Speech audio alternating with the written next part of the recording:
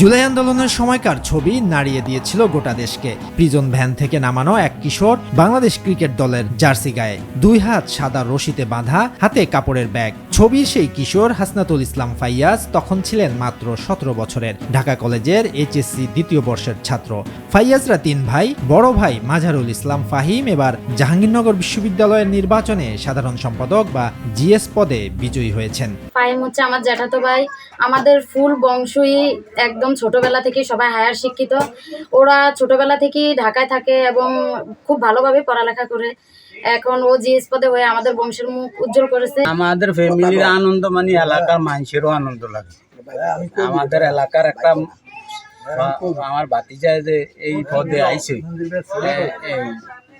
এই পদে আমাকে এলাকার মানুষও আনন্দিত। মাঝারুল লক্ষ্মীপুরের রামগতি উপজেলার চর আলেকজান্ডার এলাকার বাসিন্দা এবং ইসলামী ব্যাংকের কর্মকর্তা আমিনুল ইসলাম মঞ্জুর বড় ছেলে। ছেলের সাফল্যে কেঁদে ফেলেন বাবা। কুমিল্লা থেকে মেইনলি ও আমার নোয়াখালী জেলা স্কুলেই ছাত্র। নোয়াখালী জেলাতে এসএসসি, বিজ্ঞান কলেজ থেকে, ঢাকা বিজ্ঞান কলেজ থেকে এইচএসসি, আর জাহাঙ্গীরনগর বিশ্ববিদ্যালয়ে ইংলিশ অনার্স 3.58 হয়েছে আউট অফ 4। মাস্টার্স এবার দিছে, এখনো রেজাল্ট হয় নাই। জীবনে কখনো সন্ধ্যার পরে বাসা থেকে বাইরে হয় না। এজিএস নির্বাচিত হওয়ায় এলাকায় তার নাম এখন মানুষের ঘরে ঘরে। তার জয়ে উচ্ছ্বসিত তার শেকড়ের বিদ্যাপীঠের শিক্ষক, সহপাঠী, গ্রামবাসী ও পুরো জেলাবাসী। এটা আমাদের জন্য অত্যন্ত আসলে গৌরবের বিষয় এবং এটা সে যেহেতু নির্বাচিত হয়েছেন তার জন্য আমরা সবসময় চিন্তিত ছিলাম, উৎকণ্ঠা ছিলাম।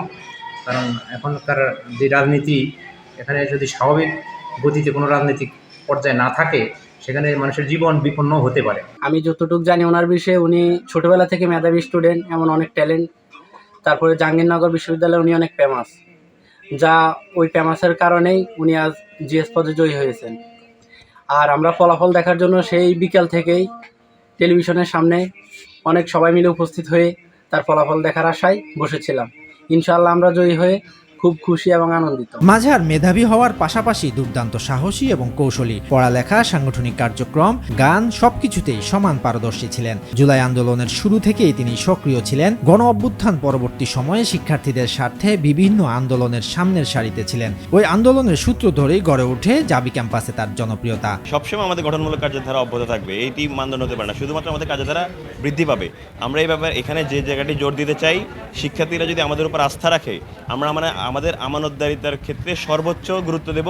মাঝার বলেন, আমি এখনো বিশ্বাস করি জিএসএ নির্বাচিত হওয়া আমার কিংবা আমাদের জন্য মূল বিজয় নয়। মূল বিজয় সেদিন অর্জিত হবে যেদিন দায়িত্ব থেকে অব্যাহতি নেয়ার পর সবাই স্বীকৃতি দেবে যে আমরা আমাদের দায়িত্ব যথাযথভাবে পালন করতে পেরেছি, এই বিশ্ববিদ্যালয়কে একটা বেটার জায়গায় নিয়ে যেতে পেরেছি।